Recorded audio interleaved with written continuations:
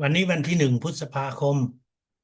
2569วันนี้เราจะมาเรียนระดับ5.1 5.2ระดับเหล่านี้เป็นระดับที่ท่านอาจารย์ใหญ่เหลืองมิงหดางได้สอนในประเทศไทยเป็นครั้งแรกสอนอยู่ที่มหาวิทยาลัยอ่าหัวเฉียวที่โรงแรมนิโก้อยู่ถนนรัชดาที่โรงแรมจอมเทียนอยู่พัทยาซึ่งการเรียนในระดับเหล่านี้เป็นการเรียนที่ท่านอาจารย์ใหญ่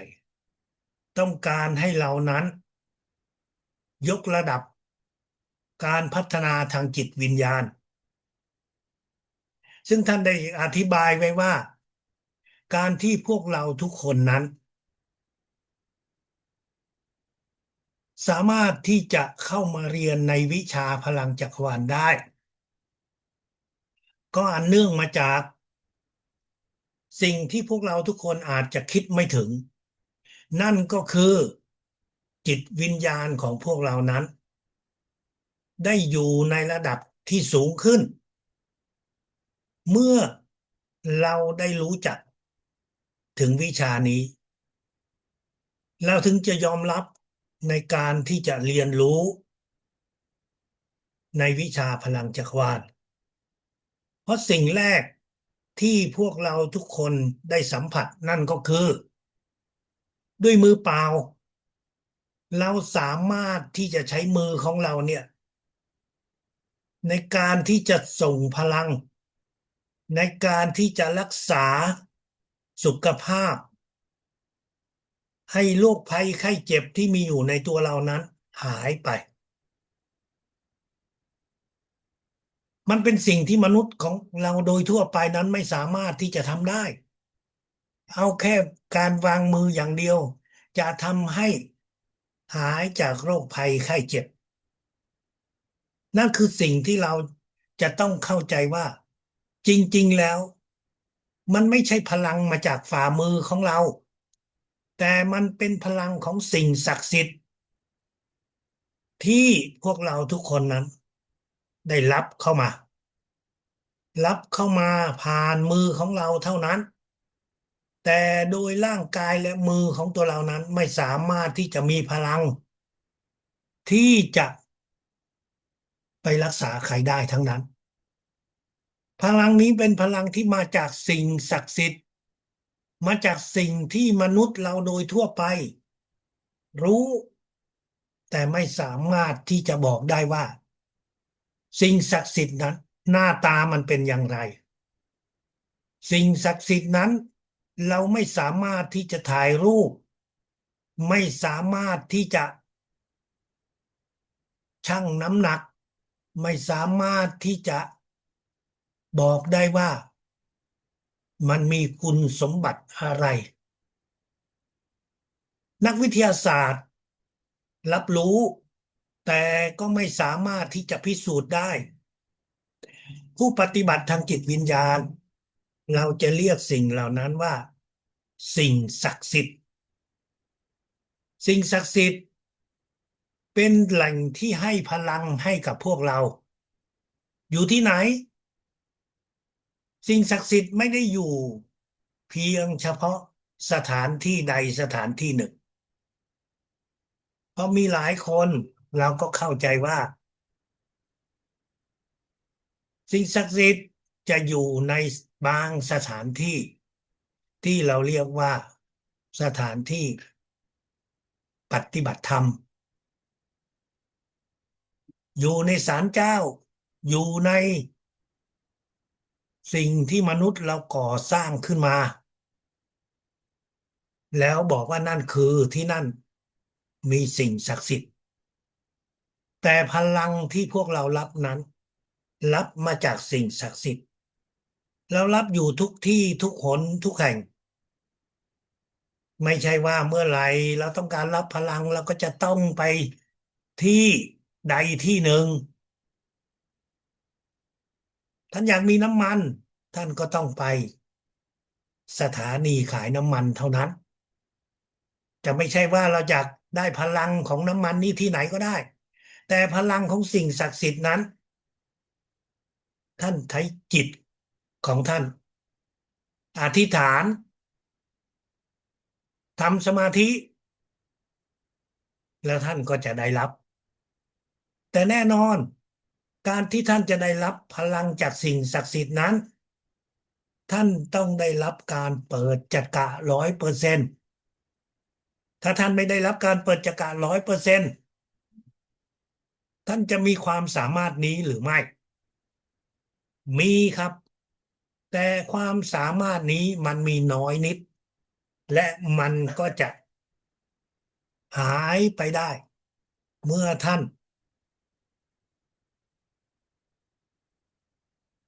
ไม่ได้ฝึกอย่างสม่ำเสมอคนที่ได้เปิดจักระแต่ยังไม่ใช่เปิดจักระร้อยเปอร์เซ็นต์ถ้าท่านไม่ทำสมาธิต่อเนื่อง2-3 วันท่านก็จะหมด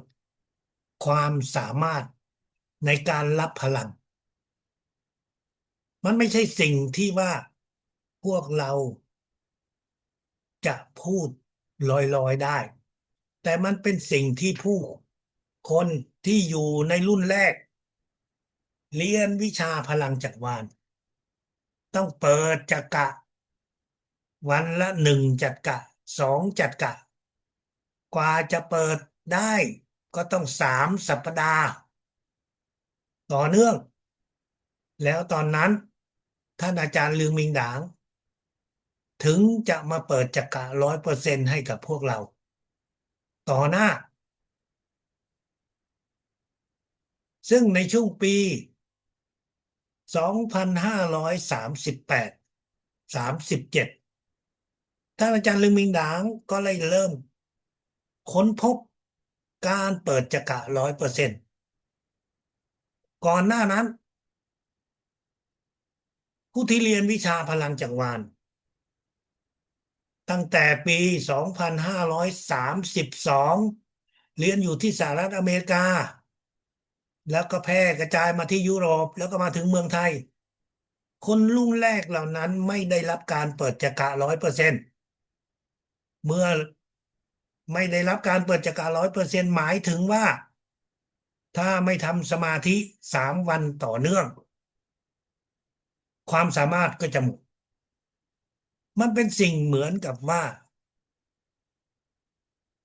พูดแล้วไม่น่าเชื่อแต่มันเป็นแบบนั้นจริงๆหลังจากที่19 ปี20 ปีท่านอาจารย์เรืองมิงหดางสอนวิชาพลังจักรวาลท่านได้เรียนรู้และความสามารถในช่วงที่เกิดขึ้นจากการเรียนรู้ทำให้คนรุ่นหลังคือรุ่นพวกเรานี่แหละสามารถที่จะได้รับการเปิดจักระร้อยเปอร์เซ็นต์ภายใน1 นาทีซึ่งแต่ก่อนหน้านี้การเปิดจักระร้อยเปอร์เซ็นต์นั้นต้องผ่านเวลาเรียนรู้ฝึกฝน3 สัปดาห์ถึงจะได้รับการเปิดจักระร้อยเปอร์เซ็นต์ในระดับ5เป็นระดับที่ท่านอาจารย์ใหญ่ต้องการให้พวกเราได้มีความเข้าใจและความเชื่อมั่นว่าพลังที่เราได้รับนั้นมาจากสิ่งศักดิ์สิทธิ์ พลังนี้เราจะได้รับผ่านขบวนการที่เราทำสมาธิเราใช้จิตของเรานั่งสมาธิแต่จะได้รับเต็มที่ก็ต่อเมื่อเราได้เปิดจักระร้อยเปอร์เซ็นต์พวกเราคงเห็นนะครับมีหลายท่านปฏิบัติสมาธิเป็นเวลาหลายปีหลายสิบปี50-60 ปีก็มีแต่จัดกะก็ไม่ได้รับการเปิดเพราะการเปิดจักระนั้นไม่ใช่เพียงแค่ทำสมาธินั่งสมาธิแล้วจัดกะจะได้เปิดมันจะต้องมีพลังพิเศษ มันจะต้องมีพลังของสิ่งศักดิ์สิทธิ์เราซึ่งสามารถที่จะเปิดจักระ100%ได้ถ้าท่านไม่ได้รับการเปิดจักระ100%ท่านนั่งสมาธินานกว่า30 นาทีท่านก็จะไม่ได้รับการคุ้มครองจากสิ่งศักดิ์สิทธิ์ซึ่งตอนนั้นมันอาจจะเกิดสิ่งที่ท่านอาจารย์ใหญ่ลึงมิงดางได้เคยอธิบายไว้ว่ามันจะเกิดการที่เราเรียกในภาษาเวียดนามว่าเต่าหวาเยับมากมันเป็นภาษาฮั่นมันเป็นคำพูดที่ช่วงแรกๆก็มีหลายคนก็ไม่ได้เข้าใจซึ่งมีหลายท่านก็เคยได้ยินแล้วท่านพลเอกเกษม ท่านได้เรียนในวิชาพลังจักรวาลในช่วงนั้นยังไม่เปิดยังไม่ได้เปิดจักระ100%ท่านก็ได้ยินได้ฟังจากผู้สอนในช่วงนั้นบอกว่าอย่านั่งสมาธินานกว่า30 นาทีเพราะมันจะอันตรายแต่ท่านถามว่าอันตรายอะไรเพราะปกติคนไทยเหล่านั้นก็นั่งสมาธิเป็นชั่วโมง2 ชั่วโมงก็มีแต่ตอนนั้นท่านก็ไม่เข้าใจ และท่านก็ได้ทดสอบโดยที่ท่านทำสมาธิหลังจากที่ได้เปิดจากการในระดับ1 2 3 4ระดับที่เรียกว่ายังไม่ได้เปิด100%ท่านก็ทำสมาธิแบบหลับตาแบบนานและสิ่งมันเกิดขึ้นท่านก็ได้เล่าให้พวกเราฟังแล้วว่าพอท่านทำสมาธิไปถึงระยะเวลาหนึ่งเกินกว่า30 นาทีท่านก็เห็นตัวเองนั่งอยู่ ท่านก็ตกใจว่าเอ๊ะทำไมเราเห็นตัวเองนั่งอยู่มันหมายถึงว่ายังไงท่านไม่รู้หรอกว่าตอนนั้นน่ะวิญญาณของท่านจิตวิญญาณของท่านได้ออกจากร่างท่านไม่รู้ตัวแต่ท่านแปลกใจเพราะเป็นครั้งแรกที่ท่านประสบความแปลกใจนี้ท่านเป็นคนที่มีสมาธิเป็นคนที่ฝึกทางธรรมทางสมาธิมาเป็นเวลายาวนาน แต่นี่เป็นครั้งแรกที่ท่านเจอและด้วยความตกใจท่านก็ไม่กล้าที่จะเดินทางไปไหนท่านมองรอบๆแล้วท่านบอกว่าท่านก็จะเข้ากลับไปเข้ากลับไปพลเอกเกษมที่กำลังนั่งอยู่แต่ท่านเข้าไปไม่ได้ท่านตกใจไม่รู้อะไรมันเหมือนกับกระจกที่เรามองเห็นแต่เราเดินข้ามเข้าไปไม่ได้ท่านก็เลยอธิษฐานถึงสิ่งศักดิ์สิทธิ์จิตวิญญาณท่านอาจารย์ใหญ่ให้ช่วยและหลังจากนั้นท่านก็กลับเข้าไปได้และต่อจากนั้นจนถึงปัจจุบันท่านก็ได้เข้าใจว่า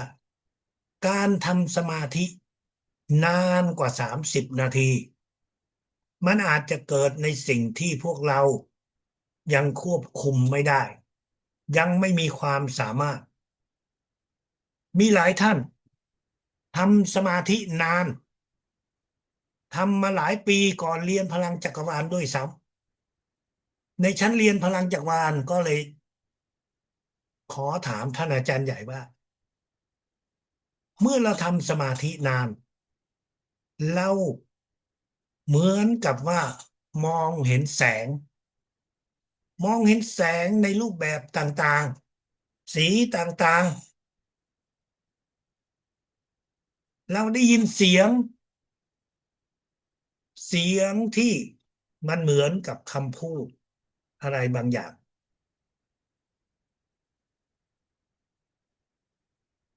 ท่านอาจารย์ใหญ่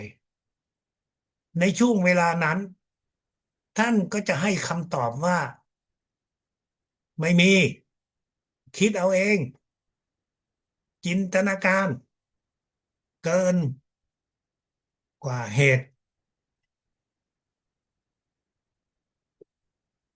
คำตอบของท่านสำหรับหลายคนเขาก็เชื่อฟังแต่สำหรับหลายคนที่ทำสมาธิมานานมีประสบการณ์ในการทำสมาธิคำตอบนี้ยังไม่กินใจเพียงแต่ว่าเขาเถียงไม่ได้เท่านั้นเพราะอยู่ในห้องเรียนอาจารย์ท่านพูดอะไรมันย่อมเป็นที่น่าเชื่อถือกว่าแต่เมื่อเราเรียนสูงขึ้นสูงขึ้นท่านอาจารย์ใหญ่จึงค่อยๆให้ความเข้าใจอธิบายให้เรารู้ว่าทำไมคำถามเดียวกันคำถามแบบนั้นคำถามแสงสีเสียงทำไมในระดับที่เราเพิ่งเรียนเริ่มต้นท่านตอบไปในแบบนั้นก็เพราะว่าในห้องเรียนพวกเราต้องยอมรับว่าห้องเรียนที่มีหลายร้อยคนเป็นพันคนนั้นมีหลายคนมีประสบการณ์ทางด้านจิตวิญญาณแต่มีหลายคนยังไม่มียังเป็นคนใหม่ดังนั้นท่านไม่ต้องการที่จะทำให้ผู้เรียนเกิดความกังวลใจสงสัยในสิ่งที่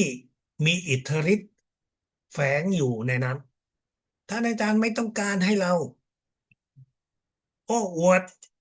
ว่าเรามองเห็นแสงเราเห็นสีเราได้ยินเสียงท่านต้องการให้พวกเราทุกคนนั้นฝึกทำสมาธิให้จิตของเราให้นิ่ง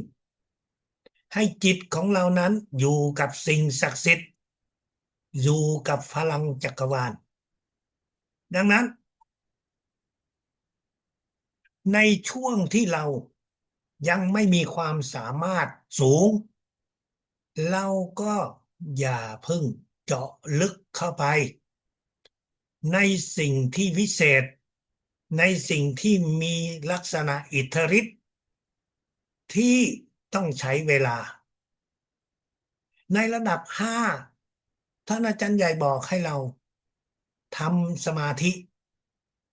ฝึกสมาธิเหมือนกับระดับ1 2 3 4ท่านมองไปข้างหน้าไม่หลับตาจิตอธิษฐานถึงสิ่งศักดิ์สิทธิ์ขอให้เราได้มีความสามารถจากการฝึกทำสมาธิมีสามารถในการรับพลังของสิ่งศักดิ์สิทธิ์ในช่วงเวลานั้นท่านอาจารย์ใหญ่ยังไม่ได้สอนให้เราว่าอธิษฐานถึงจิตวิญญาณของท่านช่วงนั้นท่านสอนให้เราอธิษฐานถึงสิ่งศักดิ์สิทธิ์อย่างเดียวแต่ในวันนี้ท่านอาจารย์ใหญ่จากไป19 ปีแล้วเราจึงอธิษฐานถึงสิ่งศักดิ์สิทธิ์ผู้ที่ให้พลังต่อพวกเราแล้วอธิษฐานถึงจิตวิญญาณของท่านอาจารย์ใหญ่เพราะท่านเป็นคนที่บอกให้เรารู้วิธีการและเป็นผู้ที่ส่งพลังให้พวกเรานั้นวิธีการที่เราสามารถที่จะเปิดจัดกะ100%ได้เมื่อทุกท่านเรียนไปถึงระดับ20ท่านก็จะมีความสามารถเหล่านี้ได้เหมือนกับท่านอาจารย์ลึงมิงดางแต่ในระดับ5 5.1 5.2เรายังฝึกทำสมาธิด้วยการนั่งมองไปข้างหน้าวางรูปของท่านอาจารย์ใหญ่ที่ทำสมาธิท่านอยากจะวางก็ได้ท่านไม่วางก็ได้แต่จิตของท่านจะต้องอยู่กับพลังจักรวาล พลังจักรวาลนั้นเป็นสิ่งที่พวกเราทุกคนในปัจจุบันเรารู้เราใช้คำว่าพลังจักรวาลแต่จริงๆแล้วในภาษาเวียดนามที่ท่านอาจารย์ใหญ่เรื่องมิงดางสอนนั้นชาวเวียดนามไม่ได้ใช้คำว่าพลังจักรวาลแต่จะใช้คำว่าพลังจิตมนุษย์พลังจิตวิญญาณซึ่งมันเป็นคลื่นความถี่ที่ในภาษาเวียดนามใช้คำว่าเยินเดียดเยินคือมนุษย์เดียดก็คือคลื่นความถี่แต่ในการแปลเป็นภาษาอื่นนั้นเนื่องจากว่าการแปลในช่วงแรกนั้นเราแปลผ่านภาษาอังกฤษแล้วมันก็กลายเป็นพลังไฟฟ้าแม่เหล็กมนุษย์ซึ่งท่านอาจารย์ใหญ่ได้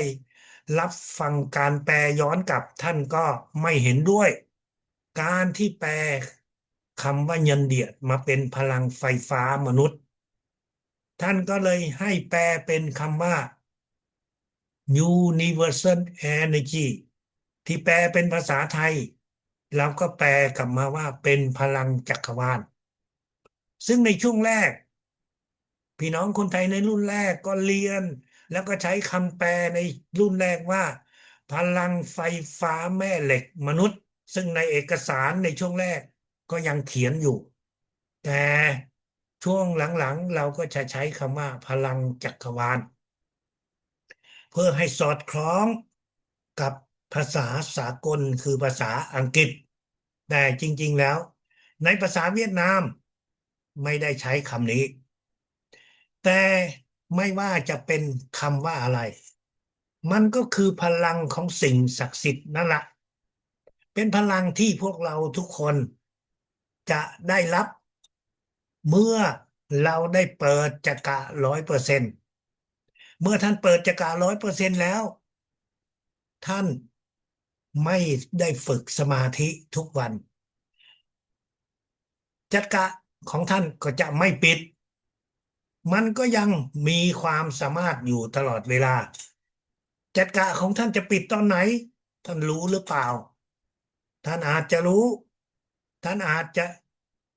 ไม่รู้แต่ท่านมั่นใจได้เลยว่าจักระของเรานั้นจะเปิดอยู่ตลอดชีวิตของเรา แต่มันจะปิดต่อเมื่อจิตของท่านท่านไม่ต้องประกาศออกมาเป็นคำพูดท่านไม่ต้องประกาศให้กับใครรับรู้เท่านั้นทั้งนั้นแต่เพียงแต่ในจิตของท่านคิดคิดว่าไม่เอาแล้วพลังจักรวาลไม่เชื่อแล้วพลังจักรวาลเพียงท่านมีความคิดแบบนี้จักระของท่านก็จะปิดไปมันปิดด้วยตัวท่านเอง มันปิดด้วย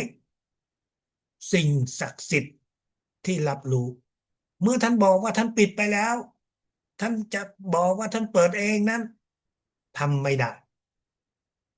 ท่านลืมไปท่านไม่ได้ฝึกฝนแต่มันก็ไม่ปิดเพียงแต่ว่าท่านจะไม่มีความมั่นใจท่านจะไม่เชื่อว่าตัวเองนั้นยังมีความสามารถดังนั้นคนที่ไม่ได้ฝึกนานก็จะได้รับการฟื้นฟูจัดกะ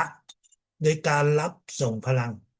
การปัจจัการนั้นจะไม่มีการเปิด2 ครั้งในชีวิตของเรานั่นคือสิ่งที่พวกเราจะต้องเข้าใจว่าในระดับ5ท่านก็ทำสมาธิเหมือนแต่ก่อนท่านก็ส่งพลังวางมือรักษาเหมือนแต่ก่อนทำยังไงก็ทำอย่างนั้นเพียงแต่ตอนนี้ท่านได้รู้ได้เข้าใจแล้วว่ามือของเราที่มีพลังนั้นมันพลังมาจากสิ่งศักดิ์สิทธิ์จักระ6ของเรานั้นจะไม่ปิดตลอดชีวิตของเราตัวเราเองนั้นจะยังไม่มีความสามารถไปวางมือเปิดจักระให้กับคนอื่นได้ท่านจะมีความสามารถนี้ก็ต่อเมื่อท่านเรียนไปถึงระดับ20 เป็นระดับที่ท่านจะมีพลังของแสงทิพย์ของสิ่งศักดิ์สิทธิ์สูงสุดตอนนั้น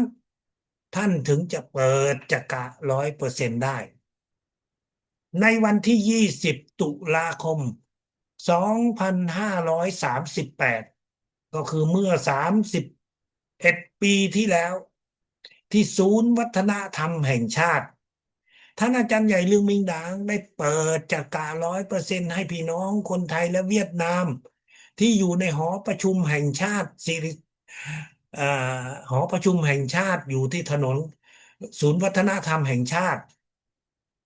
ที่ถนนรัชดาภิเษก ในช่วงเวลานั้นผู้เรียนพลังจักรวาลพวกเราก็ได้ถ่ายรูปภาพหนึ่งซึ่งเป็นรูปภาพที่ขาวทั้งตัวของท่านอาจารย์ใหญ่แต่เราไม่รู้ว่านั่นคือพลังแสงทิพย์ ตั้งแต่ตอนนั้นในตัวของท่านอาจารย์ใหญ่ก็ได้มีพลังแสงทิพย์เต็มตัวที่พวกเราได้รูปถ่ายเราได้เห็นแต่เราไม่รู้ท่านอาจารย์เองท่านเห็นรูปนั้นท่านก็ไม่ได้อธิบาย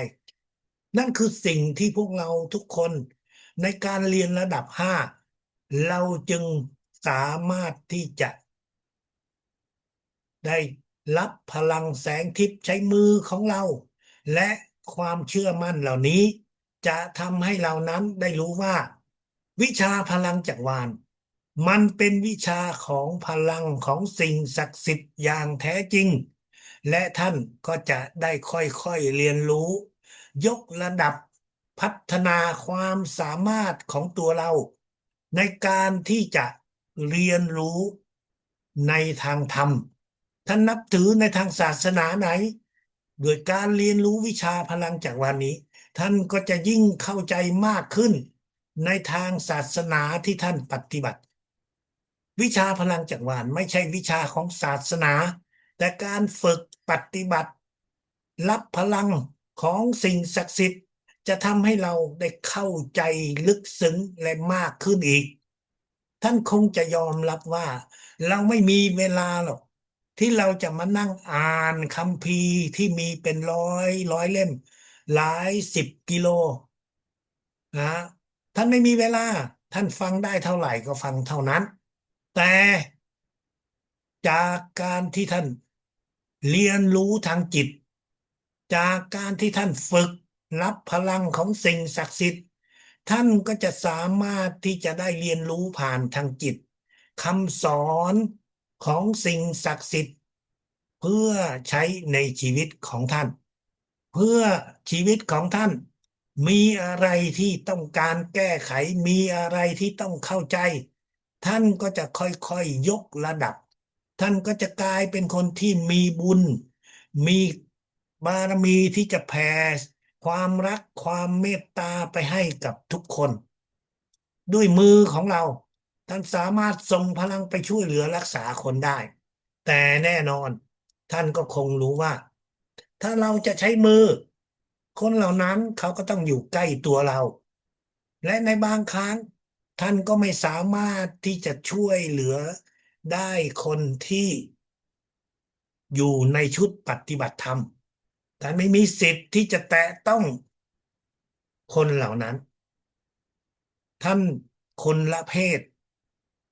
ก็ไม่สามารถที่จะแตะต้องไม่ว่าจะเป็นศาสนาใดท่านไม่มีสิทธิ์ที่จะเข้าชิดแตะต้องที่จะให้พลังช่วยเหลือกับคนเหล่านั้นแต่เมื่อท่านผ่านระดับ5นี้เราเข้ามาในระดับ5.1ซึ่งเป็นระดับที่พวกเราทุกคนนั้น จะสามารถใช้พลังของสิ่งศักดิ์สิทธิ์ส่งไปโดยไม่ต้องใช้มือส่งไปด้วยความคิดส่งไปด้วยจิตนั่นคือความสามารถที่เราจะได้จากการเรียนรู้ระดับ5.1ระดับ5.1นี้การทำสมาธิท่านก็ยังทำเหมือนเดิมแต่ในระดับ5.1 ท่านจะสามารถที่จะฝึก ในการรับพลังเข้ามาผ่านที่การเชื่อมต่อของจักระหกและจักระเจ็ดจักระหกก็คือเครื่องมือก็คือความคิดก็คือจินตนาการที่เราจะส่งพลังออกไปจักระเจ็ดเราก็จะรับพลังที่เราเรียกว่าพลังจักรวาลเข้ามาที่จักระเจ็ดเราเชื่อมต่อจักระหก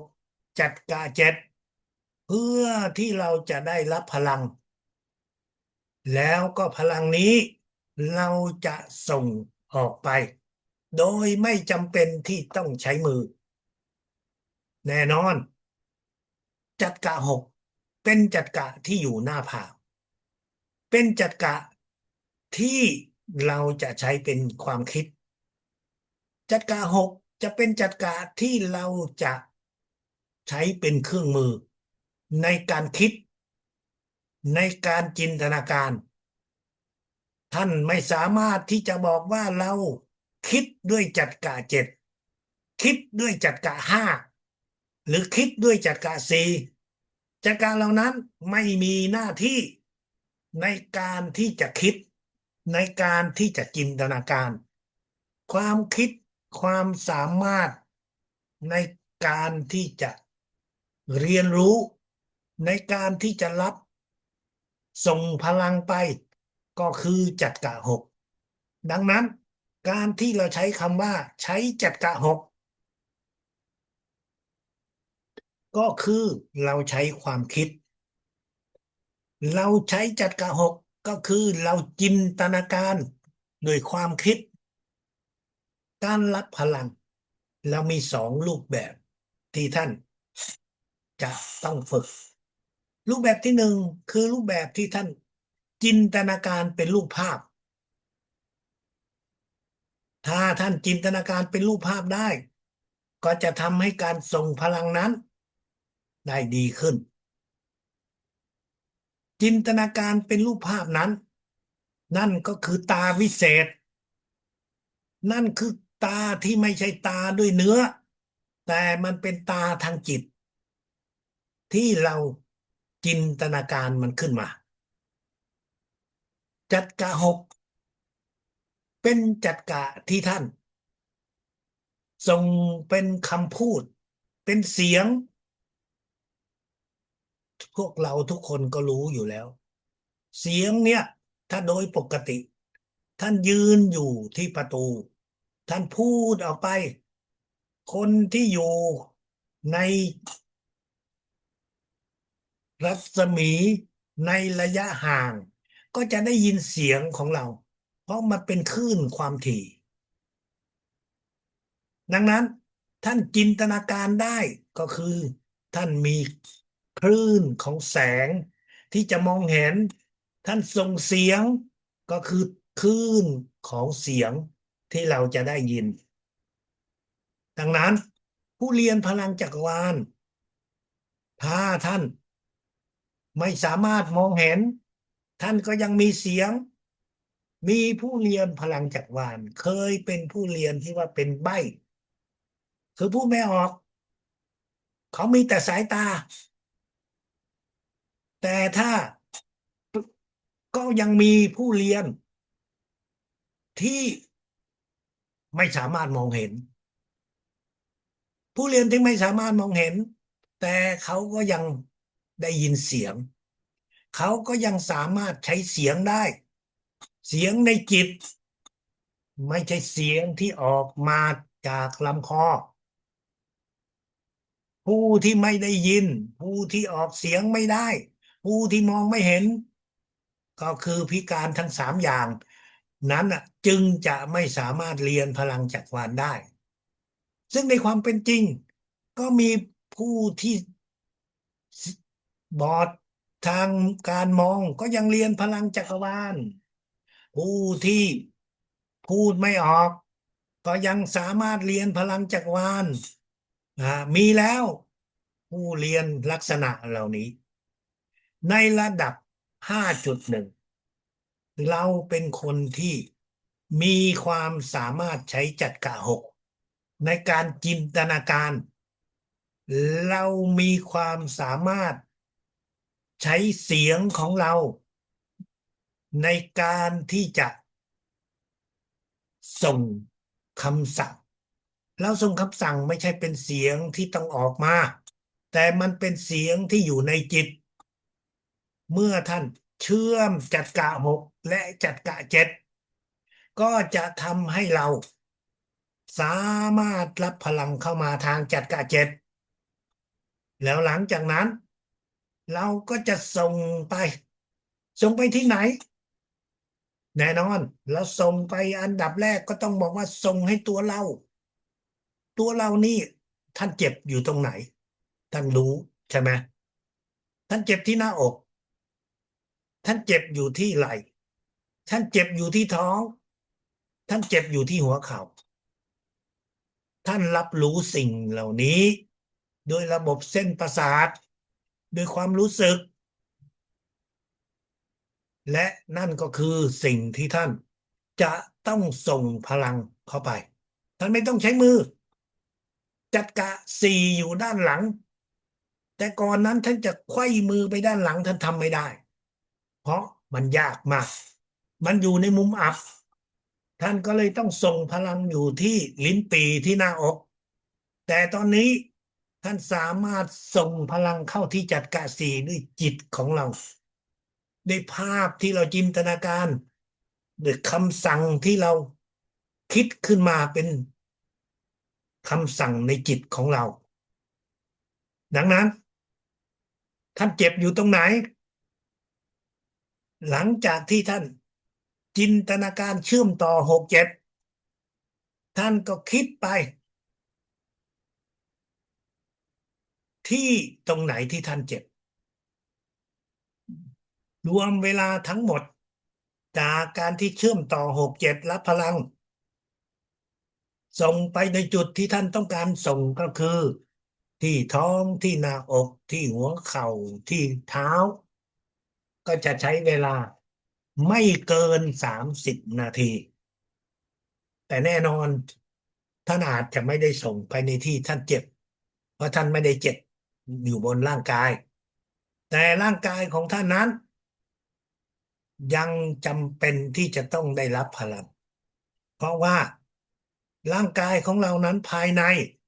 มันอาจจะมีการเสื่อมเสียในบางจุดในอวัยวะบางอวัยวะบางจุดบางอวัยวะของท่านมันกำลังเกิดการอักเสบมันกำลังเกิดการผิดเพี้ยนมันกำลังเกิดเป็นก้อนที่ทางการแพทย์เขาเรียกว่ามะเร็งหรือเป็นก้อนเนื้อหรือในไตก็จะมีสิ่งที่เราเรียกว่าแคลเซียมมันก็เป็นสิ่งที่เกิดขึ้นอยู่ในร่างกายของตัวเรา อาการเหล่านี้มันเกิดน้อยๆอยู่ในเลือดของเราก็คือสารอาหารต่างๆที่มันเข้าไปในเลือดมันกลายเป็นไขมันเพื่อที่จะไปสะสมเก็บไว้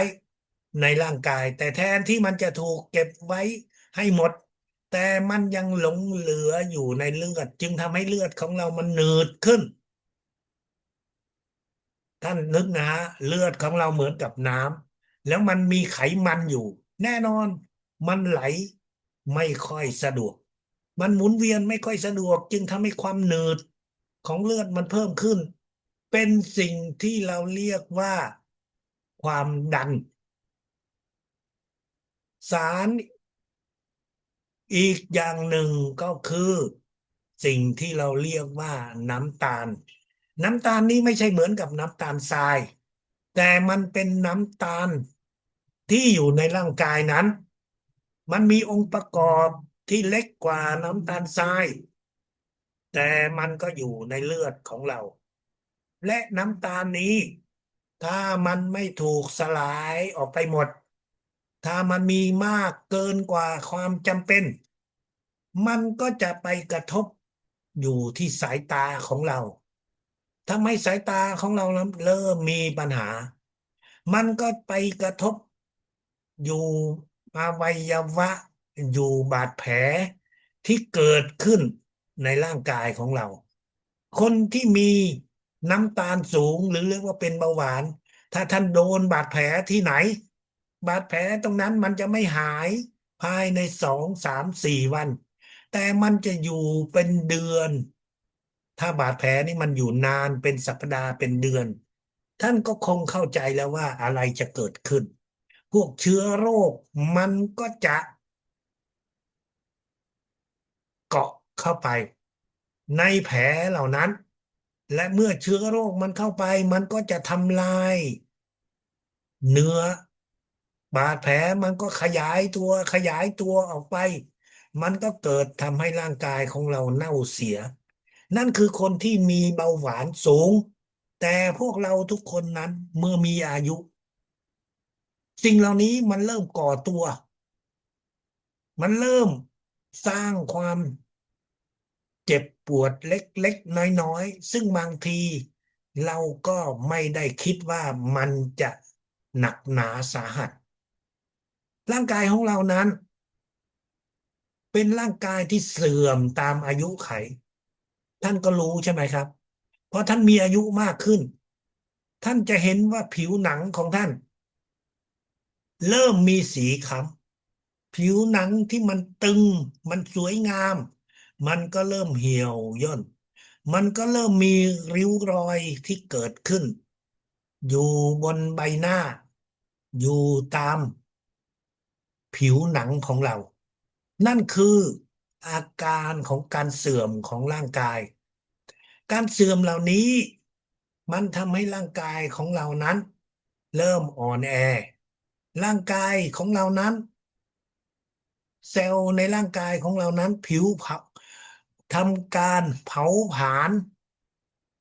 สารอาหารต่างๆเพื่อที่จะทำให้เรามีพลังก็จะน้อยลงดังนั้นท่านจึงจะเห็นและไม่ต้องแปลกใจว่าทำไมพอเรามีอายุเราจะเหนื่อยมากขึ้นถ้าเทียบกับตอนที่เรามีอายุน้อยก็เพราะว่าขบวนการสร้างพลังของเรานั้นมันไม่ได้เหมือนกับตอนที่เรามีอายุน้อยแต่ถ้าหากว่าท่านส่งพลังให้ตัวเองสม่ำเสมอส่งพลังให้กับตัวเองทุกๆวันวันละ1 ครั้งเท่านั้นท่านใช้เวลาทั้งหมดไม่เกิน5 นาทีท่านส่งพลังไปโดยการที่ท่านใช้ความคิดใช้จัดกะเจ็ด7 กะ 6คิดไปที่7 กะ 7เชื่อมต่อกันแล้วก็ส่งพลังไปส่งไปในจุดที่ท่านเจ็บส่งไปตาม7 กะต่างๆโดยท่านไม่ต้องใช้มือนั่นคือความสะดวกที่ท่านจะส่งให้กับตัวเองนั่นหมายถึงว่าท่านจะส่งตอนไหนท่านก็ใช้จิตของท่านตอนเช้าท่านก็ส่งได้ตอนค่ำหรือตอนกลางวันสะดวกตอนไหนท่านก็ส่งพลังให้กับตัวเองตอนนั้นจำไว้อย่าส่งหลายครั้งและอีกจุดหนึ่งที่สำคัญท่านเจ็บท่านปวดตรงไหนท่านจะต้อง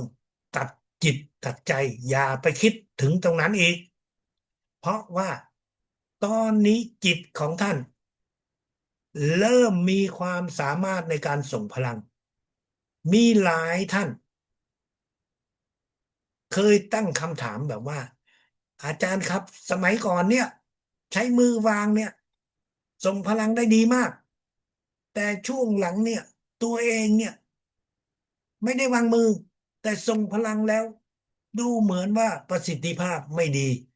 นั่นแสดงว่าการส่งพลังด้วยจิตไม่ดีเท่ากับการส่งด้วยมือใช่ไหมถ้าดูผิวเผินเราก็จะอาจอธิบายไม่ได้เอ๊ะทำไมมันเป็นอย่างนั้นทั้งที่พลังด้วยจิตเนี่ยมันสูงกว่ามันมากกว่าแต่มันมี สิ่งที่ท่านอาจารย์ใหญ่สิ่งที่สิ่งศักดิ์สิทธิ์ได้เคยกำหนดไว้ว่าอย่าทรงพลังหลายครั้งไอ้ตอนที่ท่านใช้มือนั่นน่ะท่านจะเจ็บจะปวดยังไงอ่ะท่านก็จะไม่ได้วางมือไปที่ตรงนั้นหรอกท่านจะเพียงคิดเท่านั้นแต่ไอ้ตอนที่เราวางมือนั้นจิตของท่านยังไม่สามารถส่งพลังได้แต่ต่อไปนี้ในระดับสูงกว่า5.1เป็นต้นไป ถ้าท่านเจ็บตรงไหนท่านส่งพลังไปแล้วท่านอย่าไปคิดถึงอาการเจ็บอาการปวดอยู่ตรงนั้นตัดใจคิดไปเรื่องอื่นคิดไปหน้าที่การงานคิดไปอะไรก็แล้วแต่หรือถ้าไม่คิดก็ดูอะไรก็ได้ฟังอะไรก็ได้เพื่อให้จิตของเรานั้นไม่ไปเจ็บไปปวดกับไอ้โรคที่เรามีอยู่ ถ้าท่านตัดใจได้ท่านก็จะไม่มีปัญหาที่เราเรียกว่าส่งพลังซ้ำการส่งพลังซ้ำนั้นจะทำให้เราดูดพลังออกจากร่างกายของตัวเราวันเดียว2 วัน5 วัน7 วันท่านไม่เห็นความแตกต่างหรอกแต่นานวันนานวันเป็นเดือนหลายเดือนท่านก็จะเริ่มเห็นผลของการที่ว่าร่างกายของเรานั้นโรคภัยไข้เจ็บมันก็ไม่หาย แถมอาการปวดเมื่อยในร่างกายมันก็เอ๊ะทำไมเราเป็นแบบนี้ก็เพราะว่าเราได้ดูดพลังของตัวเราเองการส่งพลังนั้นถามว่าท่านจะวางมือได้ด้วยหรือไม่ได้แต่ไม่มีความจำเป็นที่ท่านจะต้องวางมือท่านจะวางมือตอนไหนเดี๋ยวเราจะมาพูดกัน เมื่อเราส่งพลังให้กับตัวเราเองแล้วเราก็จะส่งพลังให้กับคนอื่นคนอื่นคือใครคนอื่นก็คือพ่อแม่ของเราปู่ย่าตายายของเราลูกๆของหลานของเราเราก็จะส่งพลังซึ่งแต่ก่อนนั้นน่ะถ้าท่านใช้มือท่านก็จะมีข้อจำกัดในการที่จะส่งพลังคุณพ่อคุณแม่อยู่บ้านกับเราก็ส่งได้แต่ท่านไปอยู่บ้านอื่น ตอนนี้ท่านใช้มือไม่ได้แล้วลูกหลานๆที่ยังเล็กยังไม่มีครอบครัวอยู่กับเราก็ส่งพลังได้แต่เมื่อเขาโตเขามีครอบครัวเขามีบ้านของเขาท่านก็ส่งพลังไม่ได้ดังนั้นเมื่อเรามีความสามารถส่งพลังทางไกลตอนนี้กฎเกณฑ์ของการส่งพลังทางไกลนั้น1ท่านจะต้องมีรูปถ้าไม่มีรูป ก็ต้องมีชื่อนามสกุลให้ชัดเจนท่านถึงจะส่งพลังได้แต่สำหรับคนที่อยู่ในบ้านพ่อแม่ของเราลูกหลานของเราสิ่งเหล่านี้ไม่ใช่อุปสรรคเพราะท่านเพียงคิดถึงปุ๊บรูปภาพของคนเหล่านั้นก็จะมาในจิตของเราแล้วเราก็จะส่งพลังได้ดังนั้นการส่งพลังให้กับพ่อแม่ปู่ย่าตายายและลูกหลานของเรานั้นเราก็สามารถทำได้อย่างสะดวกท่านก็อธิษฐานแล้วก็เริ่มส่งพลัง ก็รับพลัง6 7ของเราเราคิดไปที่7ของเราเพื่อรับพลังก็คือเชื่อมต่อ6 7แล้วเราก็ส่งพลังไปที่7ของคุณพ่อคุณแม่แล้วหลังจากนั้นก็ส่งพลังไปที่จัดกะ5 4 3 2ก็คิดเชื่อมต่อหกเจ็ดแล้วก็ส่งไปเชื่อมต่อหกเจ็ดแล้วก็ส่งไปทุกขาเพื่อส่งพลังเข้าไป ถ้าท่านมีอาการเจ็บมีอาการปวดอยู่มืออยู่เท้าอยู่เอวและอะไรเราก็ส่งเข้าไปนั่นคือสิ่งที่เราสามารถที่จะส่งได้โดยเราไม่ต้องใช้มือลูกของท่านตอนนี้ไปบวชสามีไปบวชเราจะส่งพลังได้ไหมถ้าเราอยู่ต่อหน้าเราก็ทำไม่ได้เพราะใช้มือไม่ได้แต่ตอนนี้เราใช้จักระหกเราใช้จิตของเรา ท่านก็สามารถที่จะส่งพลังให้กับท่านเหล่านี้ไม่ว่าจะเป็นอยู่ในรูปแบบไหนจะอยู่ตรงหน้าก็ได้อยู่ด้านหลังก็ได้ อ่ารับหลังเราก็ส่งได้เรานั่งอยู่บ้านเราส่งไปที่เขาใช้ชีวิตอยู่เราสามารถส่งได้นั่นคือสิ่งที่เราจะส่งพลังทางไกลส่งพลังทางไกลท่านส่งกับคนที่ท่านไม่สามารถที่จะสัมผัสได้ด้วยเหตุที่ว่าเขาอยู่ไกลด้วยเหตุที่ว่าเขาเป็นคนที่อยู่ในชุดของธรรมะท่านส่งได้กับผู้ใหญ่ที่ท่านไม่มีโอกาสที่จะได้เข้าใกล้ท่านก็มีความรักมีความเมตตาท่านก็ส่งไปนั่นคือคนที่เราสามารถที่จะส่งได้แต่มันมีคนกลุ่มหนึ่งที่ท่านมีหน้าที่ในการดูแลสุขภาพของเขาผู้ป่วยที่สูงอายุผู้ป่วยที่อยู่ในโรงพยาบาลเพราะมันเป็นอาชีพของท่านท่านต้องดูแลตอนนั้นท่านส่งด้วยจิตก็ได้แต่ในฐานะที่ท่านเป็นคนที่ต้องดูแลต้องอยู่ใกล้ชิดทั้งวันท่านก็สามารถที่จะใช้มือวางไปวางที่จัดกะของเขาตรงไหนที่เขาเจ็บวางไปแล้วท่านก็จะใช้จิตจัดกะหกของเราส่งพลังให้กับคนเหล่านั้นมันเป็นจิตวิทยาที่ท่านควรจะทำสำหรับคนที่ท่านต้องมีหน้าที่ที่ท่านต้องดูแลสุขภาพของเขาท่านก็ใช้เวลาไม่เกิน5 นาทีทำวันเดียวครั้งเดียวส่งพลังให้กับคนเหล่านั้นนั่นคือสิ่งที่ท่านสามารถที่จะทำและปฏิบัติเพื่อให้มีผลได้ดีได้มีประสิทธิภาพท่านต้องเข้าใจนะครับว่าสำหรับผู้ป่วยเหล่านั้นเขาอยู่ต่อหน้าเราแล้วก็ส่งพลังด้วยจิตของเราเราไม่ส่งด้วยมือแต่เราวางมือ ตอนที่ท่านอาจารย์ใหญ่สอนที่ประเทศไทยของระดับ5.15.2ทุกๆครั้งตอนเช้าหรือตอนบ่ายที่ก่อนเข้าห้องเรียนท่านอาจารย์ก็จะให้คนที่ต้องการได้รับพลังโดยตรงจากท่านยืนเข้าแถว20-30 คนท่านก็จะให้คนละ1 นาทีโดยประมาณ เขาจะเข้ามาท่านก็จะถามว่าเป็นโรคอะไร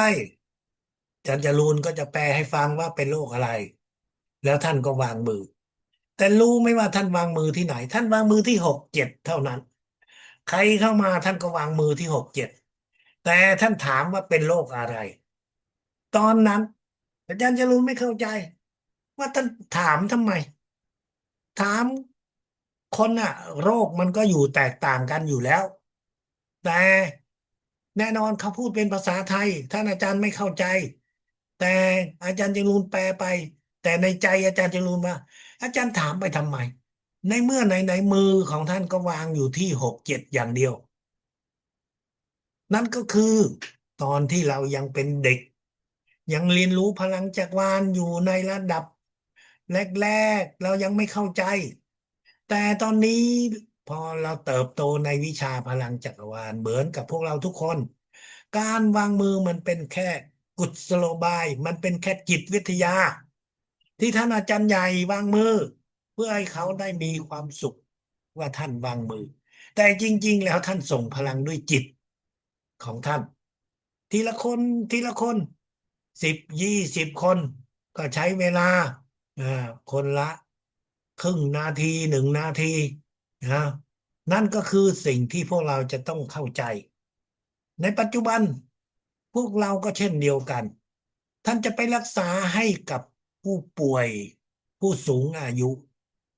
ท่านก็ควรจะวางมือเป็นจิตวิทยาให้กับพวกเขาแต่ถ้าไม่มีโอกาสลูกหลานพ่อแม่ของเราอยู่ที่ไหนอยู่ที่บ้านของเขาเราก็จะส่งพลังด้วยจิตของเรานี่แหละ เพราะเรามีหน้ามีตาแต่สำหรับคนที่เพื่อนของเราบอกว่านี่ช่วยส่งพลังให้พ่อแม่เขาหน่อยได้ไหมเรายินดีที่จะรับจะช่วย แต่เขาจะต้องถ่ายรูปพ่อแม่ของเขาเขาจะต้องส่งชื่อมาเพราะเราไม่รู้จักหน้าตาพ่อแม่เขาเราไม่รู้จักชื่อต้องมีชื่อและนามสกุลด้วยเพราะชื่ออย่างเดียวบางทีมันเป็นชื่อซ้ำกัน สำหรับคนเมืองไทยนั้นมันไม่มีปัญหาหรอกแต่ถ้าเป็นชาวเวียดนามท่านรู้ไหมคนเวียดนามนั้นน่ะชื่อนามสกุลซ้ำกันเนี่ยเป็นหมื่นคนนะครับนะดังนั้นการส่งพลังทางไกลหนึ่งท่านต้องมีรูป ในปัจจุบันเรื่องมีรูปนั้นมันง่ายมากเพียง5 วินาทีเราก็มีรูปแต่เมื่อ30 ปีก่อนรูปนั้นจะต้องถ่ายแล้วก็ไปล้างแล้วก็ส่งทางไปรษณีย์ท่านลองนึกดูกี่วันมันถึงจะตัวท่านในยุคนี้มันง่ายใช่ไหมครับอ่านั่นก็คือเพราะเรามีโทรศัพท์เมื่อมันมีโทรศัพท์แล้วท่านส่งพลังให้ลูกหลานพ่อแม่ของเราเราก็จะส่งข้อความไปให้กับพวกเขาด้วย เพื่อให้พวกเขาได้มีความสุขในทางใจเพื่อให้ใจให้จิตของเขาเชื่อมต่อกับเราเพราะเราส่งพลังนั้นไม่ใช่ส่งพลังทางใจพลังทางใจนั้นมันให้กำลังใจให้ความสุขทางใจแต่ที่จริงแล้วเราส่งพลังให้เขานั่นคือพลังทางจิตวิญญาณดังนั้นเราต้องเชื่อมต่อจิตต่อใจของพวกเขาเพื่อให้จิตใจของพวกเขาเชื่อมต่อกับเรา การส่งพลังทางไกลนั้น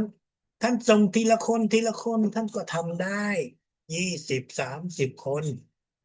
แต่เรามีเพื่อนเป็นร้อยมีเพื่อนเป็นหลาย10 คนเราไม่สามารถที่จะส่งทีละคนทีละคนได้ท่านก็จะต้อง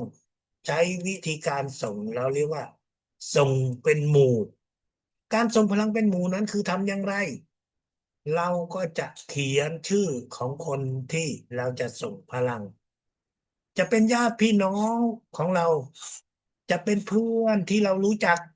เพื่อนที่ทำงานเพื่อนที่สนิทสนมตั้งแต่อายุน้อย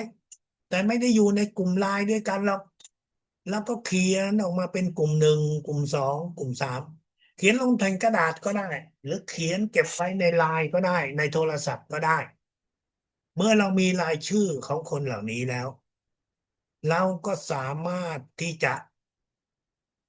ส่งพลังให้กับคนเหล่านี้เป็นกลุ่มในสมัยนี้เรามีสิ่งที่พิสูจน์และเห็นว่า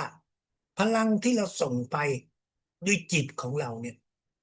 ส่งไปมันจะไปถึงทุกคนจริงหรือเปล่าสมัยก่อนไม่มีโทรศัพท์เรามีลูกท่านอาจารย์ใหญ่บอกให้เราว่าเขียนชื่อของทุกคนแล้วใส่เข้าไปในกล่องกระดาษพอมันมีใครเพิ่มก็ส่งใส่เข้าไปทีละคนทีละคนได้กี่คนก็ใส่เข้าไปแต่นั่นคือสมัยก่อนที่เราไม่ได้มีเครื่องไม้เครื่องมือแต่สมัยนี้เรามีแล้วเรามีโทรศัพท์แล้วท่านเขียนชื่อของพวกเขาแล้วเราก็จะใช้ตัวเรานี่แหละเป็นหุ่นเพราะคนเหล่านั้นเขาอยู่กระจัดกระจายอยู่ไม่รู้กี่บ้านไม่รู้กี่ประเทศแต่สำหรับเราไม่สำคัญมันเหมือนกับในยุคปัจจุบันถ้าทุกคนอยู่ในกลุ่มไลน์เดียวกันไม่ว่าจะอยู่จังหวัดไหนไม่ว่าจะอยู่ประเทศไหนเรากดปุ่มไปคนที่มีชื่ออยู่ในไลน์กลุ่มของเรานั้นก็จะได้รับสัญญาณทางโทรศัพท์จะอยู่ยุโรปจะอยู่อเมริกาตอนนี้เขาจะเป็นตอนกลางวันแต่เขาก็รับแล้วก็เข้ามาร่วมกับเราได้การส่งพลังด้วยจิตด้วยจักระหกนั้นเราสะดวกและเราก็ได้พิสูจน์แล้วว่าพลังที่เราส่งนั้นมันเป็นคลื่นความถี่ทางจิตวิญญาณทางจิตใจที่เป็นเครื่องมือของเราเพื่อเราจะส่งพลังเข้าไปมันจะไปถึงทุกคนถ้าอยู่ในกลุ่มที่เราสร้างขึ้นมาขั้นตอนก็จะมีดังต่อไปนี้ อันดับแรกท่านก็อธิษฐานไปอธิษฐานว่าเราจะส่งพลังให้กับคนในกลุ่มที่หนึ่งที่มีรายชื่อในวันแรกท่านเขียนท่านก็อ่านอยู่แล้วในวันถัดๆไปท่านก็ไม่ต้องอ่านอีกท่านเพียงแต่ว่ากลุ่มหนึ่งเพราะรายชื่อเหล่านั้นมันอยู่ในจิตในใจของเราแล้วเมื่ออธิษฐานเสร็จท่านก็คิดถึงจักระหกเจ็ดของเราใช้จักระหกของเราคิดไปที่จักระเจ็ด30 วินาทีเพื่อเชื่อมต่อเพื่อรับพลังเข้ามาหลังจากนั้นท่านก็คิดจักระเจ็ดจุดเหนือหูทางขวา30 วินาทีจักระเจ็ดจุดเหนือหูทางซ้าย30 วินาทีท่านคิดไปที่จักระห้า30 วินาทีคิดไปที่จักระสี่30 วินาทีจักระสาม30 วินาทีจักระสอง30 วินาทีคิดไปที่ข้อมือของเราหรือข้อเส้นเลือดอยู่ที่คออีก30 วินาทีคิดกลับมาที่67ของเราอีก1 นาทีรวมแล้วเวลาทั้งหมดก็จะเป็น5 นาทีนั่นคือขั้นตอนของการส่งพลังให้กับคนหนึ่งกลุ่มจะเป็นกี่คนก็ได้20 คน30 คนพลังที่เรารับนั้นมันก็จะกระจายไปถึงทุกคนเหล่านั้นไม่มีใครได้มากไม่มีใครได้น้อยได้เท่ากันหมดในช่วงเวลา5 นาทีที่เราส่งเข้าไปพวกเราต้องเข้าใจนะครับคลื่นความถี่ของพลังที่เราส่งไปนั้นมันวิ่งไปด้วยความเร็ว300,000 กิโลเมตรต่อวินาทีนั่นหมายถึงว่าในช่วงเวลาที่เราตั้งไว้ว่าไม่เกิน30 วินาทีนั้นพลังมันก็ได้พุ่งไปทุกคนที่มีอยู่ในรายชื่อจบกลุ่มที่หนึ่งท่านก็ทำเหมือนกับรูปแบบเดียวกันไปกลุ่มที่สองทำรูปแบบเดียวกันไปกลุ่มที่สามทุกกลุ่มก็จะได้รับพลังจากที่เราส่งไปสิ่งที่ท่านอาจจะกังวลใจว่าเราส่งพลังแบบนี้มันเป็นการส่งพลังให้ตัวเราหรือเปล่าเพราะท่านเอาตัวเราเป็นหุ่นในการส่งพลังเรามีข้อกำหนดว่าเราอย่าส่งพลังให้กับตัวเรามากกว่า5 นาทีแต่ตอนนี้ท่านทำไปทีละกลุ่มทีละกลุ่มกลายเป็นว่าเราส่งพลังให้ตัวเรา3 ครั้ง4 ครั้งความเข้าใจนี้เป็นความเข้าใจที่ยังไม่ครบถ้วนเราใช้ตัวเราเป็นหุ่นเราได้อธิษฐานกับสิ่งศักดิ์สิทธิ์จิตวิญญาณท่านอาจารย์ใหญ่ว่าเราจะส่งพลังไปให้คนที่มีรายชื่ออยู่ในกลุ่มเราไม่ได้ส่งพลังให้กับตัวเราเราเอาตัวเราเป็นหุ่นเท่านั้นดังนั้น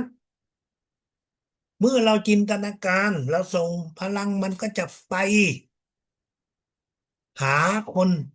ที่เราได้อธิษฐานเอาไว้ที่เราได้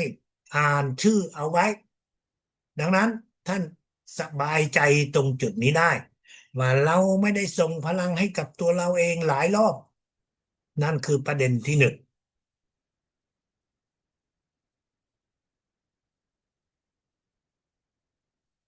พลังที่เราส่งไปนั้นไปถึงทุกคนเหล่านั้นจะมีผลได้จริงหรือไม่ท่านอาจจะสงสัยท่านอาจจะกังวลใจจริงหรือเปล่าที่เราส่งแบบนี้พลังพวกเขาจะได้รับถ้าท่านอยากรู้ ท่านก็ต้องสำรวจการสำรวจนั้นทำง่ายๆท่านเลือกมาในกลุ่มหนึ่งนั้นท่านเลือกมาสัก3 คนหรือ5 คนแล้วท่านก็จะส่งข้อความไปส่งเข้าไปหาคนเหล่านั้นด้วยคำอธิบายว่าเราขอส่งพลังของสิ่งศักดิ์สิทธิ์จิตวิญญาณท่านอาจารย์ใหญ่ให้เขาได้มีสุขภาพแข็งแรงหายจากโรคภัยไข้เจ็บแล้วเราส่งข้อความนี้ไปหาพวกเขาไม่ต้องส่งขั้นตอนว่าเราได้ทำอะไรส่งพลังแบบไหนเราแค่ส่งคำอธิษฐานในทางจิตเท่านั้นพวกเขาจะได้รับพวกเขาจะตอบกลับมาบางคนเขาก็ไม่ได้เชื่อบางคนเขาขอบคุณขอบคุณด้วยการส่งหัวใจกลับมา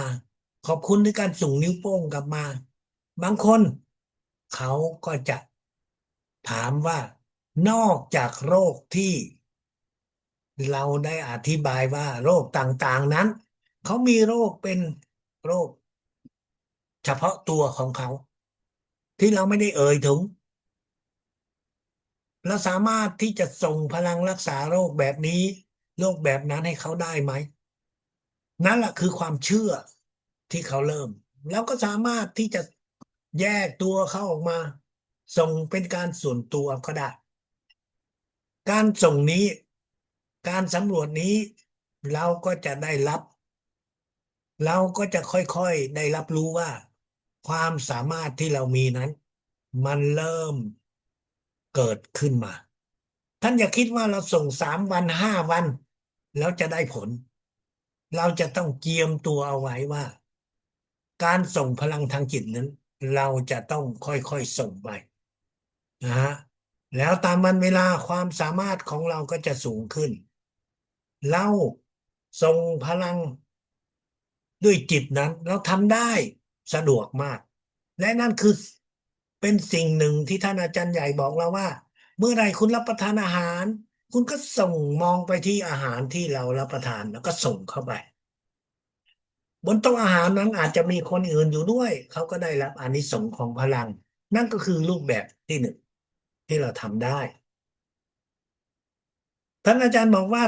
ถ้าคุณออกบ้านออกไปนอกบ้านคุณเจอกับรถพยาบาลเจอกับรถปอเต็กตึงที่ส่งผู้ป่วย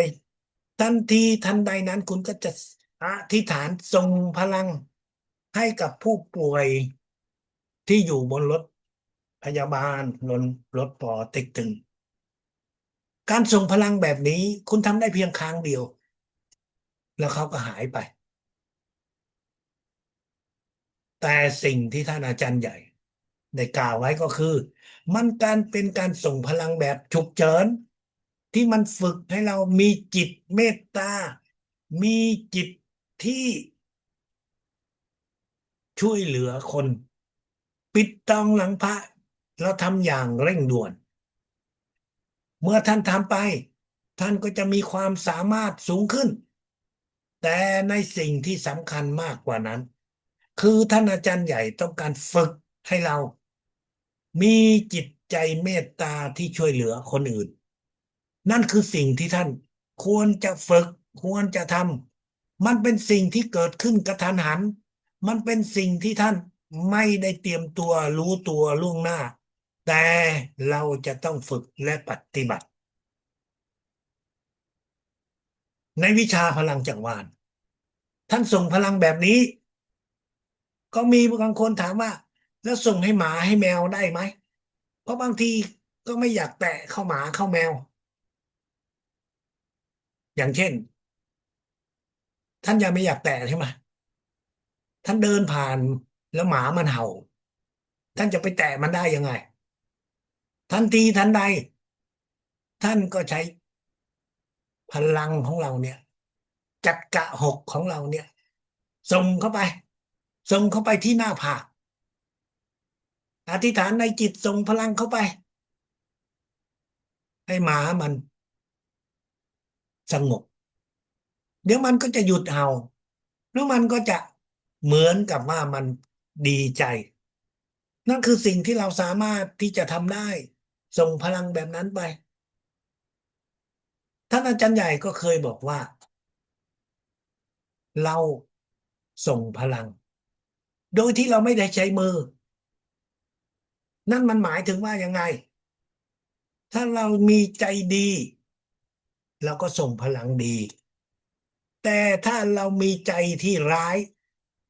เราจะส่งพลังร้ายหรือเปล่าไม่แน่ท่านอาจจะมีความโกรธความแค้น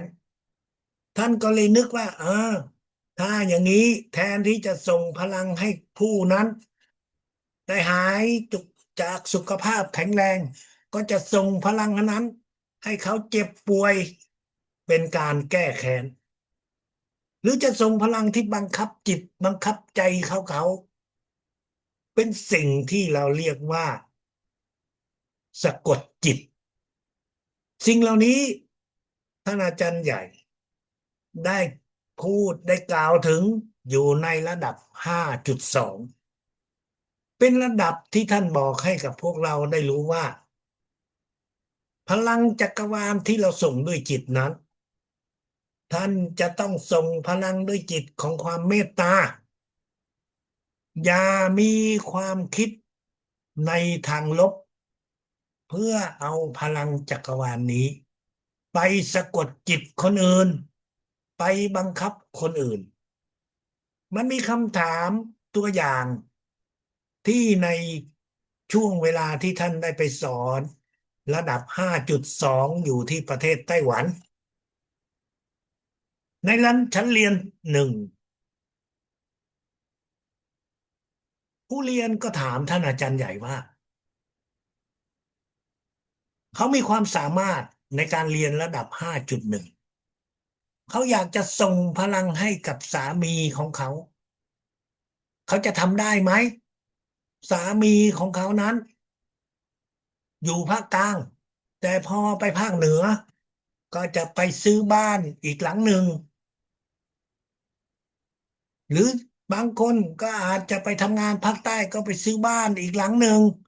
แล้วก็ให้คนอื่นอยู่ดูแลทุกคนก็หัวเราะเขาก็ไม่ได้พูดตรงๆแต่คำพูดของเขามันก็บ่งบอกแล้วว่าเขาต้องการที่จะบังคับจิตบังคับใจสามีของเขาเพราะเขาคิดว่าพลังจักรวาลน่าจะทำได้ท่านอาจารย์ใหญ่ก็หัวเราะแล้วก็บอกว่าทำได้ทำได้ทุกคนก็หัวเราะกันใหญ่แต่แล้วท่านก็ถามมาคุณรู้ไหมว่าทางเหนือทางใต้ของไต้หวันท่านอาจารย์ก็ไปสอนพลังจักรวาลเช่นเดียวกันแล้วผู้หญิงที่อยู่ที่นั่นเขาก็เรียนแล้วทุกคนเขาก็ทำเหมือนคุณต่างคนต่างทรงเพื่อที่จะบังคับจิตท่านอาจารย์ใหญ่ถามว่าคุณคิดว่าสิ่งศักดิ์สิทธิ์จะทำยังไงก็เลยแบ่งให้คนละ1 สัปดาห์เพื่อความเท่าเทียมทุกคนก็หัวเราะกันท่านอาจารย์ใหญ่ก็อธิบายว่าจริงๆแล้วเราไม่ควรที่จะมีความคิดในการใช้พลังจักรวาลในความคิดที่โกรธแค้นในความคิดที่อคติในการส่งพลังจักรวาลนั้นมันอาจจะมีสิ่งหนึ่งที่พวกเราอาจจะเคยหรือไม่เคยได้ยินหากว่าจิตว่าใจของท่านกำลังอยู่ในความโกรธกำลังอยู่ในความเดือดท่านอย่าส่งพลังรักษาให้ใครทั้งนั้นนะครับไม่ว่าท่านกำลังโกรธคนอื่นแต่คนที่ท่านมาขอที่เขามาขอให้ท่านส่งพลังนั้นท่านจะไม่ควรส่งพลังในช่วงเวลาที่ท่านกำลังโมโหในช่วงเวลาที่ท่านกำลังเดือดในใจกำลังร้อนอยู่ในใจการส่งพลังที่จะไปบังคับจิตใจคนอื่นนั้นเป็นสิ่งที่ไม่ควรทำ ท่านอาจจะไม่พอใจกับใครก็ตามอาจารย์จรูนเคยบอกเคยสอนไว้ลูกศิษย์บอกว่าทำไม่ได้ค่ะอาจารย์เพราะว่าคุณลุงนั้นน่ะเอาที่ดินของคุณพ่อโดยที่ว่าตอนนั้นเราเป็นเด็กเราไม่รู้เรื่องแต่พอเราโตขึ้นเรารู้ว่าลุงเนี่ยใช้เล่ห์เหลี่ยมเอาที่ดินของคุณพ่อไปเพราะคุณพ่อเสียชีวิตไปแล้วเราก็เลยสูญเสียผลประโยชน์ตรงนั้นโกรธทีนี้จะทำให้ส่งพลังได้เหรออาจารย์จรูนบอกว่าส่งไปเถอะแต่ส่งพลังแบบความเมตตาคือส่งให้คุณลุงนั้นได้มีสุขภาพแข็งแรงหายจากโรคภัยไข้เจ็บแค่นี้พอส่งพลังเข้าไปส่งความเมตตาเข้าไปและสิ่งที่มันเกิดขึ้นจิตใจของคุณลุงนั้นก็จะเปลี่ยนและเขาก็ได้บอกว่าคุณลุงนั้นก็ได้มีการพูดจาที่ดีถึงสิ่งที่มันเกิดขึ้นลูกศิษย์อยู่ที่ออสเตรเลียถูกเพื่อนยืมเงินแล้วไม่ยอมจะคืนโมโหก็จะส่งพลังในรูปแบบที่ยังไงดีก็โทรมาถามอาจารย์จรูนอาจารย์จรูนก็เลยบอกว่าส่งพลังเมตตาไปให้เขาส่งไปอย่าไปคิดว่าส่งพลังที่จะเอาคืนแต่ส่งพลังเมตตาไปให้เขาแต่แล้วระยะหนึ่งเวลาผ่านไปเขาก็โทรมาบอกว่าไอ้เพื่อนคนนั้นมันคืนเงินให้แล้วอย่างนี้เป็นต้นดังนั้นพวกเราทุกคนถ้าเราประสบในเหตุการณ์ที่เจ็บปวดจากการกระทำของคนอื่นเราจะส่งพลังนั้นท่านจะต้องคิดอยู่เสมอว่าเราจะต้องส่งพลังด้วยความเมตตาท่านอาจารย์บอกให้กับพวกเราว่าในชีวิตประจำวันเมื่อเรามีการพูดคุยสนทนากับใครก็แล้วแต่ท่านจะต้องมีความคิดอยู่เสมอว่าสิ่งที่เขาพูดนั้นมันถูกต้องเสมอใครพูดอะไรก็ต้องถูกต้องเสมอแล้วถกเราเถียงเราพูดคุยกับเขาสิ่งที่เขาพูดมาเราต้องคิดว่าเขาพูดถูกเขามีเหตุมีผลแต่นั่นคือส่วนที่หนึ่งเขาพูดถูกมีเหตุมีผลของเขาแต่มันไม่ถูกของเรามันไม่ใช่เหตุผลของเราเขาพูดถูกของเขาแต่ไม่ถูกของเราดังนั้นเราจะไม่บอกว่าเขาพูดผิดเราจะไม่บอกว่าเขาพูดโกหกเราจะบอกว่าเราเข้าใจแบบนี้เรารู้เราเข้าใจแบบนี้เราไม่ไปเถียงกับเขาสิ่งที่เขาพูดก็ถูกของเขาแต่สิ่งที่เราพูดคือเราเข้าใจแบบนี้ไม่เถียงไม่บอกว่าเขาผิดแต่เราบอกว่ามันต่างกับความคิดของเราเท่านั้นสิ่งเหล่านี้มันจะช่วยให้เราฝึกในจิตในใจของเรานั้นได้สงบเพราะแต่ละคนก็จะมีความคิดก็จะมีการที่จะปฏิบัติตามความเข้าใจของตัวเองเมื่อเราพูดคุยกับเขาแล้วเราเห็นว่าเขาไม่มีความคิดเหมือนกับเราเราไม่ต้องบอกว่าเขาผิดเราก็ไม่ต้องบอกว่าเขาถูกแต่มันเป็นความคิดต่างเราก็จะ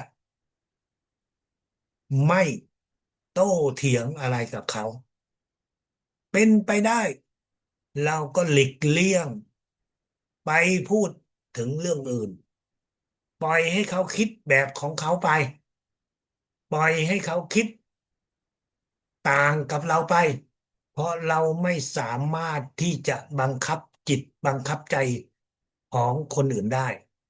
เราพูดไปแล้วเหตุผลของเรามันเป็นอย่างนี้ความคิดของเราเป็นอย่างนี้เขาจะเชื่อฟังหรือไม่เชื่อฟัง ก็เป็นสิทธิ์ของเขา มันเป็นความคิดต่าง ท่านอาจารย์ใหญ่ต้องการให้เรานั้นสงบจิตสงบใจเพราะเมื่อคุณสงบจิตสงบใจได้ คุณก็จะสามารถที่จะเรียนรู้ทางจิตกับสิ่งศักดิ์สิทธิ์ได้ คุณก็จะสามารถพัฒนาจิตวิญญาณของตัวเราเองให้สูงขึ้นอีกได้ จบระดับ5.1 5.2ท่านไหนมีคำถามอะไรท่านก็สามารถที่จะถามได้นะครับ